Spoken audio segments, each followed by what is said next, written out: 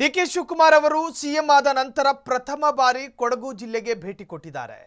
ಭಾಗಮಂಡಲದ ಭಗಂಡೇಶ್ವರ ದೇವಾಲಯಕ್ಕೆ ಸಿಎಂ ಇವತ್ತು ಭೇಟಿ.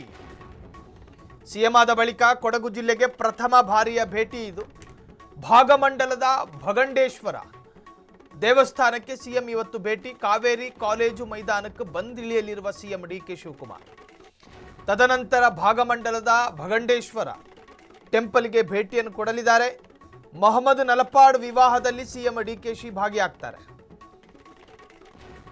ಸಿಎಂ ಆದ ಬಳಿಕ ಕೊಡಗು ಜಿಲ್ಲೆಗೆ ಪ್ರಥಮ ಬಾರಿ ಭೇಟಿ ಇದು. ಈಗಿನ ಬಿಡಿಎ ಚೇರ್ಮನ್ ಎನ್ಎ ಹ್ಯಾರಿಸ್ ಶಾಂತಿನಗರದ ಶಾಸಕರು, ಅವರ ಸುಪುತ್ರ ಮೊಹಮ್ಮದ್ ನಲಪಾಡ್ ಬಹುಶಃ ಎರಡನೇ ಮದುವೆ ಅನಿಸುತ್ತಿದ್ದು. ಈ ಎರಡನೆಯ ಮದುವೆಗೂ ಕೂಡ ಇವತ್ತು ಭೇಟಿಯನ್ನು ಕೊಡಲಿಕ್ಕಿದ್ದಾರೆ. ಭಾಗಮಂಡಲದ ಭಗಂಡೇಶ್ವರ ದೇವಾಲಯಕ್ಕೆ ವಿಸಿಟ್ ಕೊಟ್ಟ ನಂತರ ಆ ಭಾಗದ ಕೆಲ ಶುಭ ಕಾರ್ಯಗಳಿಗೂ ಕೂಡ ಡಿಕೆ ಶಿವಕುಮಾರ್ ಅವರು ಭೇಟಿ ಕೊಡ್ತಾರೆ. ಸಾಮಾನ್ಯವಾಗಿ ಡಿಕೆ ಶಿವಕುಮಾರ್ ಅವರ ಭೇಟಿ ಸಂದರ್ಭದಲ್ಲಿ ಆಯಾಯ ಭಾಗದಲ್ಲಿ ಏನೇನು ಕಾರ್ಯಕ್ರಮಗಳಿದಾವೋ ಆ ಎಲ್ಲ ಕಾರ್ಯಕ್ರಮಗಳಿಗೂ ಕೂಡ ಭೇಟಿ ಕೊಡುವಂಥ ಒಂದು ವಾಡಿಕೆ.